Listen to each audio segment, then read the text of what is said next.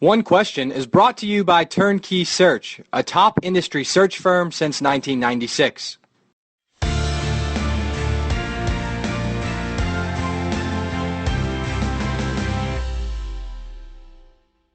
Brad, when I initially emailed you about this conversation, I titled it The Art of the Scoop, which I completely admit is a really stupid title in my opinion. But I do want to talk about sources today and scoops, which are both certainly significantly prevalent in college athletics on items you report on and others around the industry. And I want to really start with this pretty simple question of, in your experience, what motivates somebody to be an unnamed source?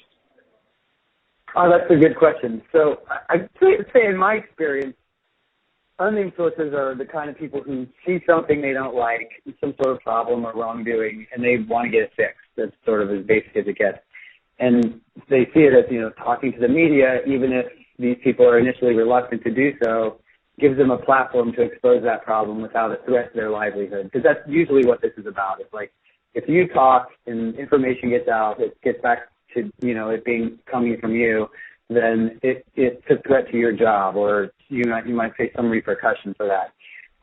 It's important to note, I think there's a difference between providing information on background and providing information off the record. And talking on background means that you're allowing the reporter to use whatever you say, but without attribution pieces. And off the record means whatever you say can't be used. So all that said, as a reporter, I think you always have to question the veracity of someone's story, and allowing someone to talk without attribution to them.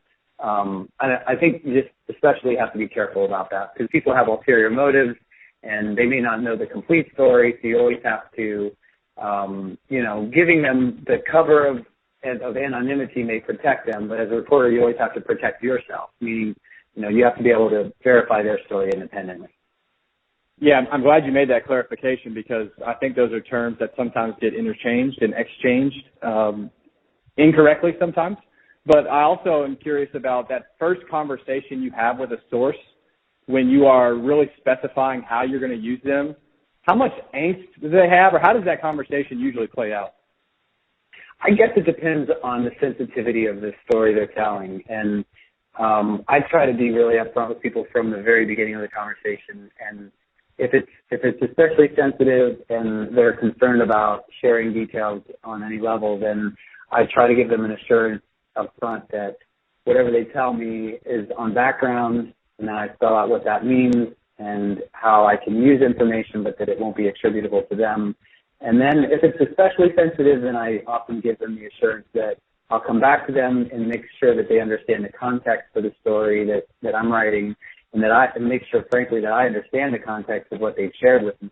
And I also tell them up front that I'm going to be needing to verify their story and talk to other people, and that I will be careful to not use their name as the source of that information, but that I think that gives them the sense that I'm not just going to take their word for a story, and also this is going to be a story, and as much as you can share that with someone initially, even though they think they know what that means, they often don't know when a story gets, out there or sometimes blows up, the implications of it. And then that's when, this is a different line of questioning, but that's when people sometimes think, well, my story wasn't really that, or that's not really what I wanted to happen here with this story. So as much as a reporter, you can tell people where this is going, like once they tell me information, what I'm going to do with it, and then follow up with them to make sure that they understand the context for how the story is going to come out. I think that's really important. You've been doing this for quite some time and written on some really important topics in our industry. And given the sensitivity and secrecy a lot of times of these developments, what are unique elements of those relationships that you've encountered over the years? I guess,